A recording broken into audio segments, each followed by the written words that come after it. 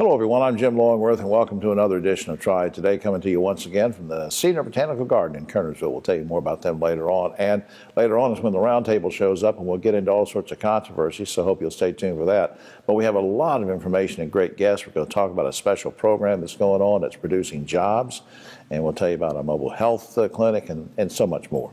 But what we want to start is talking about the hunger problem in our area, what we're doing to abate it with our good friend, Eric Aft, who is CEO of Second Harvest Food Bank of Northwest North Carolina. Welcome back to the show. It's good to be with you, Jim.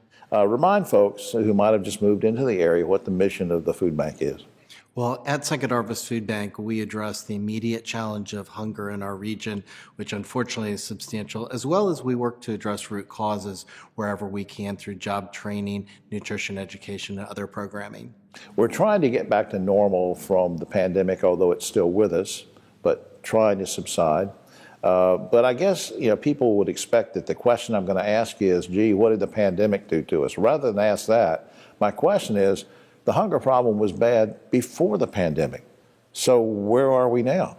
Yeah, that's really true. Folks don't realize that hunger is a reality here in Northwest North Carolina. It was about 1 in 5 children face uncertainty where their next nutritious meal is coming from, and 1 in 7 individuals overall. Now, the numbers for kids are about where they were pre-pandemic, but that's an unacceptable level. Overall, it's about 1 in 6, so it's still at a little bit of a heightened challenge. And unfortunately, we're seeing a sharp increase in requests for assistance right now. And how are you trying to meet that need? Yeah, one of the things that all of us have dealt with are supply chain issues, going to the grocery store, or, going to seek other items that we need in our household. And that's a reality for us. So we're having to purchase more food than ever before. Literally pre-pandemic, we were using about $400,000 to purchase food, and we're on track once again to have another year where we're spending about $4 million to purchase food. $4 million. That's Good exactly grief, right. Eric. Now, how is, I know you have the new headquarters coming underway, and how is that coming along, and what's that going to allow you to do additionally? It is coming along very well. There's great excitement on our team. Every time I drive on the lot and see 18 refrigerated trucks and know that we have off-site storage, we know that we are in desperate need of this facility. But the bottom line is that more nutritious food, more job training, more involvement opportunities for the community, more nutrition education, and more impact by Second Harvest is what the new facility will bring. Yeah, not that we rehearse this or anything, but I recall you telling me one time before that in the past, in the old days, it was always, well, let's collect canned goods. Let's collect non-perishables. But with the new headquarters and other things that you're doing, you're going to be able to do what, more produce and stuff? That's exactly right. That's the heart of what we all eat. It's the healthiest items, produce, frozen and fresh items, and we'll more than double our cold storage capacity at the new place. And again, that just means that we'll be able to get healthier items out to our community. I heard you guys are doing something called the Summer Match. What is that? It is. During the summer, kids are out of school. Sometimes when kids are in school, that is the main meals that they get during the day. Right. So we want to step up our efforts, and we want the community to join us in that. And we've got a number of generous donors who have said, we're going to match dollar for dollar up to $350,000 to help with summer hunger needs. And so anybody can join with Second Harvest to match those donor dollars and help even more. People could be listening to this segment saying, well, gee, Eric, sounds like you got everything under control. Does the community still need to really support you? Well, the fact that we're investing more money than ever to purchase food, we have to continue that. And we need that investment from the community to make it possible. The supply chain issues makes it more difficult for us to secure food on a timely basis. So again, those investments, whether it be money or food donations, right. Need them both. Are desperately needed. Need they both really of them. Up on screen, this is how you can help us learn more about what Eric is talking about. Second Harvest, NWNC. Of course, that stands for Northwest North Carolina. I'll say it again. Second Harvest, NWNC.org. Please check that out. It gives you all sorts of information about the food bank, about their mission, about all the good work they're doing, and how you can help. Eric, thanks for all you do. Jim, thanks. We appreciate you and the community. All right, man. We'll be right back after this. Back now on Triad Today, and I happen to be with two of my favorite people And next to me, and you know him from being on the show recently, Jimmy Forsyth, of course, is Director of Government and Community Relations for Duke Energy.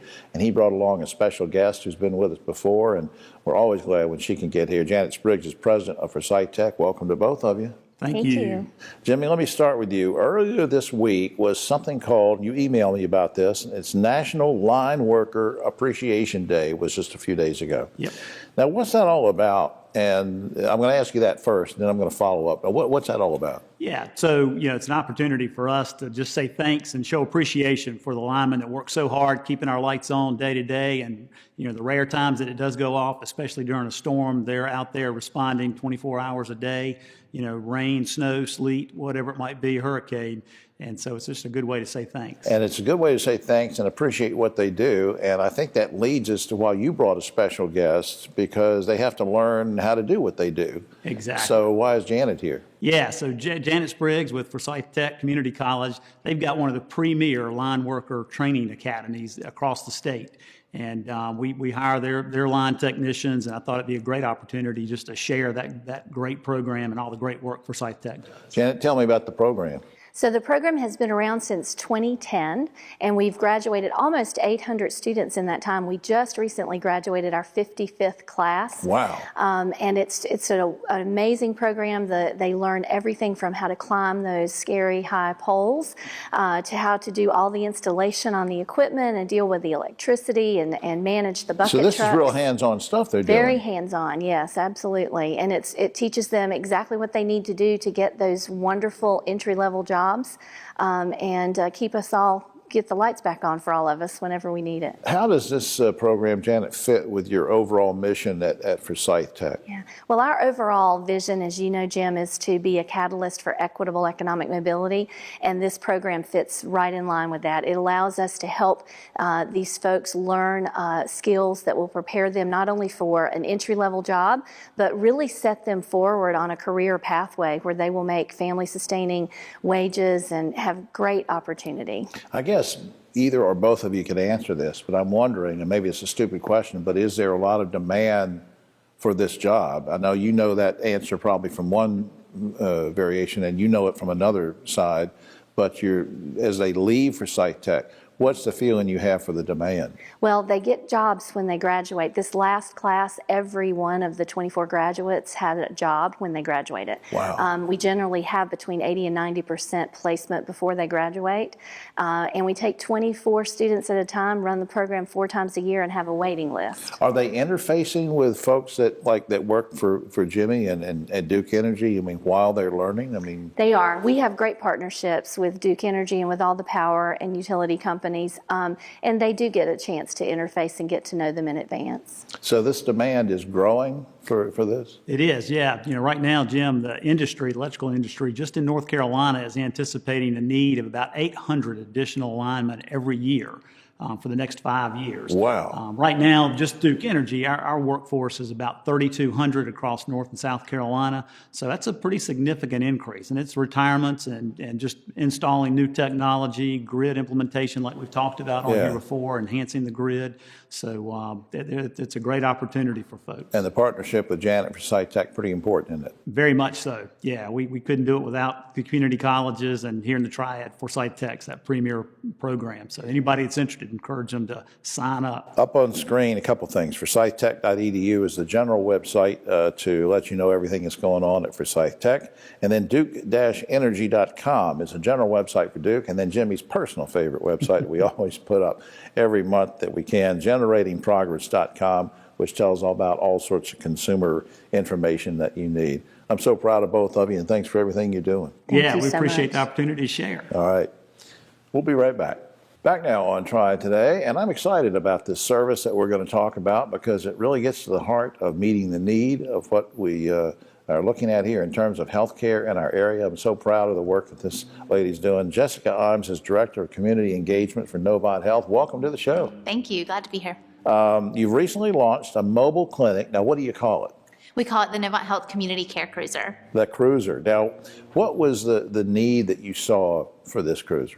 So at Novant Health, we're always trying to improve the health of our communities. And one of the ways that we try to do that is through just being intentional with what the community needs. And we're trying to address social determinants of health, which are the factors that affect healthcare outside of our clinics. And so some of those things are transportation or housing, education, access to food, just basic human needs. Yeah, hard for a lot of people to get to see a doctor. It really is, and that's what we kept hearing. We heard that transportation was a huge barrier, and so we wanted to build this cruiser to actually take care out into the communities we serve and really make a difference in the communities who need us the most. What kind of services would the cruiser offer? Can the cruiser offer? Yeah, so it depends on the day, really, and the needs of the community. We are trying to be intentional about tailoring our visits and our offerings to the community based on what they need. So some days it might be a free, health screening, just a general A1C check. We call them remarkable you screenings that have BMI, blood pressure, A1C, and things like that. Or it might be connection to primary or specialty care resources and clinics, connecting the patients to our physicians outside of the cruiser. So they can kind of refer if Yep. they need to Yeah. be to And we specialists. also are planning to have some community healthcare workers on the cruiser who are able to connect patients to social needs as well. So being able to refer to a food clinic or a food bank, we hope to have some of those resources on the cruiser as well to be able to say, oh, you have an immediate food need. Well, here's a pack that you can take and be able to, impact the patient that way. Yeah, I think that's great. Now, are there particular areas of the community that the cruiser will be at other than other areas? Yeah, so it really depends on the need. So we're trying to be intentional, again, like I said, about how we impact the community. And so we have a big focus on East Winston right now, really impacting the community there. But we'll be able to take it wherever we can, wherever we need to. That's the term mobile, as I should have known before I asked the question. But seriously, no matter where I'm living, if I want to avail myself of this, how am I going to know what day the cruiser might be near me or what the schedule might be? How would I know that? So we're trying to be very intentional in these communities. So, working with local leaders and canvassing the community to tell them what's available and where we're at, where we're going to be, and what we're going to be providing. But then we also will have that available on our website as soon as we're up and running. And then we have a manager of community health services that we've hired who is very familiar with this community and is able to connect patients and help us to schedule all of those opportunities and make sure we are getting the word out. What a great service. Now, are you already thinking ahead? Would there be other cruisers, other mobile health clinics in the future, or what do you? I know it's too early because you're just starting up, but what do you think? Yeah, absolutely. I think there's always the opportunity. So this is the first Novant Health Community Care Cruiser that we've started in community engagement. Really excited to launch it right here in the greater Winston-Salem market. And we're hoping to replicate. We're actually building 2 more right now Wow. already. Okay. One for our coastal market, which includes Wilmington and Brunswick, Pender County. And then again, we're building one for Charlotte as well. So I'm excited to serve Mecklenburg counties and surrounding counties with that unit later this year or early next year. I think that's great. Now, you said when up and running, but for now, let me just at least give the general website, novanthealth.org, which gives you all sorts of good information about services and facilities that you can check into, and then just keep in touch and with the mobile cruiser. I just think it's a great project. Thank you. We're really excited about it. Thanks for doing it. Absolutely. Thank you. We'll be right back after this. Back now on Triad Today, and 2 very special guests to talk about a very special place, the High Point Theater. Mr. Theater is with us on my immediate right, Dave Briggs, director of High Point Theater, and he has brought along a special guest, Rokia Worthy. She is communications specialist for the theater, and welcome to both of you. Thank you for having us. Rokia, I'm going to start with you. We're going to ignore Dave for just a second. Happens all the time. Now, since joining High Point Theater, you haven't been there that long, but you have really done a lot of great things. You spearheaded the utilizing social media, digital media to promote events. How have you used it? Because I've noticed there's been a lot of buzz about it. How have you used it?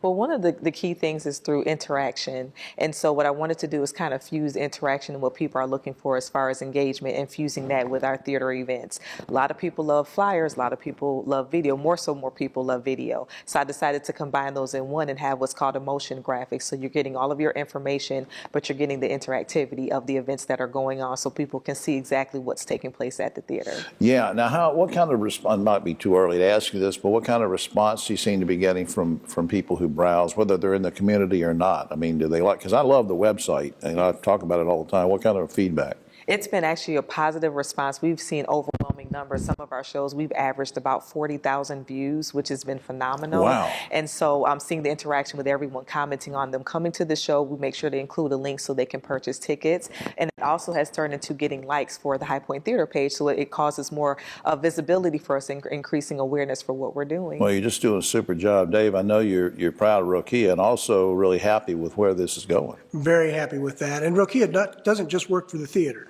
She actually works for the city, and so we're delighted. Well, I just said on camera that she works for the theater, so she's going to have that job. I know, but she's got that title. No, so you actually work for the whole city and do all this stuff, right? The best of both worlds. I didn't know that. So you're doing all this stuff across the board. Yeah, Okay. no, we're very excited. The amount of traffic that we've had, the calls that we're getting, the response that we're getting for our in-person ticket buys, our phone ticket buys, and our online ticket buys has been remarkable. And it's due largely in part to the work that Rokia is doing with social media marketing.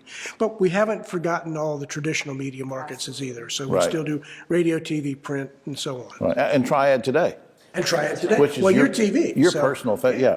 All right. Now let's go to a couple upcoming performances, just mentioned especially two. First is Ballet Folklorico, Friday, April 29th, 7:30 p.m. This is a remarkable show. It's a group from Los Angeles, Ballet Folklorico de Los Angeles, and the Mariachi Garibaldi. They are an award-winning mariachi band. This is going to be one of the most beautiful shows you will ever see. The costuming, the dance, the music, it's phenomenal. On May 15th, looking ahead to Sunday, that's a Sunday, May 15th. Some of these, you can't always assume things are going to be on Saturday. Some of these are Friday, some of these are Sunday. On Sunday, May 15th, 2 p.m., the Raleigh Ringers. The Raleigh Ringers are probably one of the best-known handbell choirs, not just in North Carolina, but in the country. So this ain't your mama's handbell choir. They're not just going to sit there and play hymns. Right. I mean, they're going to play everything from Led Zeppelin to popular tunes and so on. That's wild. And both of the last two shows are also sponsored in part by High Point Community Concert Association, and so you can go to their website as well. But buy the tickets here from the High Point Theater. Yeah. Anything else before we run out of time? Anything else coming up in the near future? Yeah, let me tease the 22-23 season because I think it's going to be special. We have Lone Star coming, wonderful country band. Kathy Mattea and Susie Bogus will be together next year. Charles Brown from the Motown show that was on Broadway. Wow, He was nominated. It's called Smokey and Me, about the life of Smokey Robinson. It's going to be a fabulous season. I can't wait for Rokia to talk about that in May. Yeah, that will be great. And look, what I want to do is put up a couple things on screen here. HighPointTheater.com is that website, which I've been bragging on for months now. High Point Theater, make sure you got both T's in there, HighPointTheater.com. But the fastest, easiest, and most economical way to get your tickets, call 336-887-3001. Once again, Rokia, welcome to the show. I know you've been around a few months, and I just think you're doing a great job for the city of High Point and helping our good buddy Dave. Thank you. It's my pleasure. Look forward to doing more. Stay tuned. All right. You got to stay over for the roundtable? I will, thanks. All right. We'll be right back after this. Back now on Triad Today, just about time for the roundtable, but first a quick shout out to our good friends here at the Senior Botanical Garden. You can go to their website. You can come here, and you can also talk to them about renting the facility and having weddings and luncheons. It's a great place. It's also a really great place when these three guys get together. On my right, but always the political left, Ogie Overman, the great broadcaster and journalist, held over from a previous segment talking about the High Point Theater, is that illustrious director of the theater, Dave Spriggs, and Keith Granberry, founder of Helping Hands Consultants. Guys, let's get to it. A California lawmaker has introduced a bill that would mandate a 4-day work week for non-union hourly workers at companies with 500 or more employees. If passed, those companies must also pay overtime for anything worked over 32 hours. Good idea or bad idea? Would you like to see it around here, Ogie? Actually, I think it's a good idea, but my problem is I don't think it needs to be mandated. I think it's kind of a free restraint of trade issue that companies have the right to determine the work week, and I don't think this should be a government-involved thing. All right. Dave, what do you think? I think it's ridiculous. 32 hours a week. Make it 4 10-hour days, get their 40 hours in, and if you want to find somebody because they don't do that too, I don't know. Just because they want it to serve as a union, I think that's a problem. There's a right to work.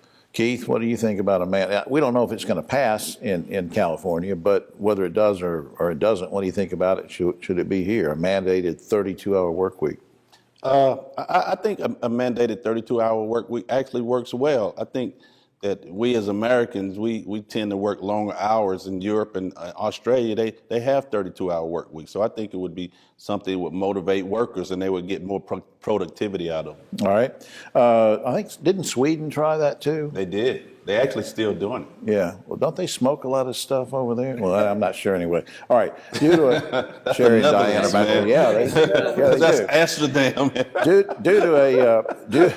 Due to a spike in COVID cases, some North Carolina counties are reimposing temporary indoor mask mandates. This comes as the Fed's public transportation mandate is off, and you won't have to wear them on planes or whatever. And it comes as most schools are not masking, but yet some of these counties are saying, wait a minute, we've had a surge. Now we got to put them on again indoors. Do you think that local governments in general jump the gun on getting rid of masks, Ogie? In some cases, I do. I mean, not across the board maybe, but certain localities, cases are rising yet again. I'm afraid some of us jumped the gun. Philadelphia and other places doing the same thing. Did we jump the gun, Dave? I don't believe so. We have too many large mass gatherings of folks that are not being shown as super spreaders. I think they did it too late to actually help restart the economy.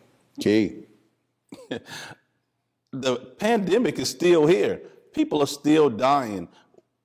What's wrong with wearing masks? They're doing that in South Korea, China. This pandemic has not gone nowhere.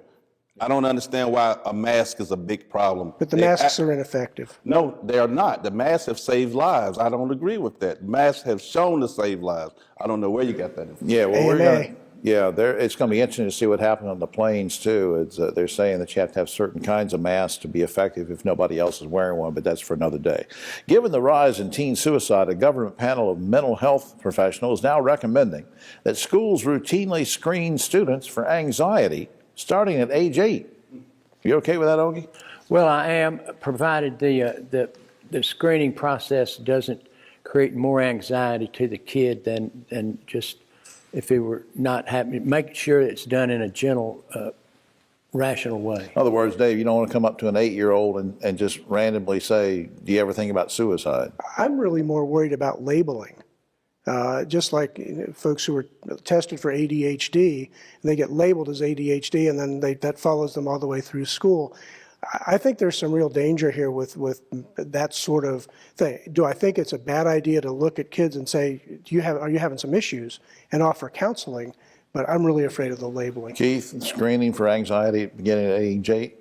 No, I don't think you should. Like Dave said, I think we should be looking at how we empower kids, but not screening for anxiety. No. All right, despite dropping the rebel symbol on his state's flag, the governor of Mississippi continues to proclaim April as Confederate Heritage Month. Guys, do you have a problem with any state that wants to celebrate Confederate Heritage Month? Ogie? Well, Mississippi, hello.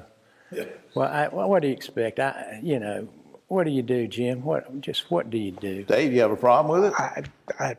It's their state. You don't care? I really don't. Keith, would you care if any state has Confederate Heritage Month? Of course I care. If it was a Confederacy, then I wouldn't be sitting up here with you. Why do people think that a Confederate month is okay? If it was a Confederate month, black people would still be slaves. Why are we still celebrating this month? I don't get it. Yeah, I kind of agree. Colleges continue to hire men to coach women's sports, such as a recent hire college over at Greensboro College women's soccer program. I'm not singling them out or saying they did anything wrong, but the question is, this all implies that there's not enough qualified women's coaches, and we know that's not true. The statistics show that. Very quickly, guys, should only women coach women's sports? Quickly, Ogie. No, I don't think that you can't mandate that. It's starting to even out, Jim. I've been covering ACC women's basketball for a long time. There's more and more women. There's only a couple of men coaches. Dave. Yeah, and I agree with that. There just need to be more women funneled into the system. Keith. There should be more women coaching men's sports because there are men coaching women's sports. Interesting point. And finally, a recent poll by CNN lists the top 20 products that bring joy to our everyday lives. Those include digital photo frames, touchscreen coffee makers, and scented candles. Guys, what products bring joy to your everyday life? Ogie. I thought about it. There's so much technology out there, I can't narrow it down to one thing. I mean, our whole lives revolve around technology, and I kind of like a lot of it. Well, you spread joy anyway. You don't need it. Dave, any one product? Community coffee and Wilbur dark chocolate buds. All right. Keith. Product that brings you joy. Oh man, I can't think of one, man. I got so many. I don't know. You have so many products so that many bring products you joy. that bring me joy. So many products. I don't even. So many products that The scary thing is, I don't want to even know what that list is. So many products. All man. right. So Well, many. anyway, that's all the time. That's all the time we have. Oh, except for this. There's a website called Screeball.com. It's a legitimate thing. They do this big feature story, and the one they have for this month is about a group of individuals that live away from home for 11 months each year, so they can stay totally out of touch with reality and the real world. Hey, we already know about that. It's called Congress. See, this little slid into that. You kind of slid that in there. Next week we'll have a list of Keith's products. So that's right. That's right. No, next week. Keith's list instead of Next Oprah's week a list. special program, a salute to nonprofits. We'll see you then.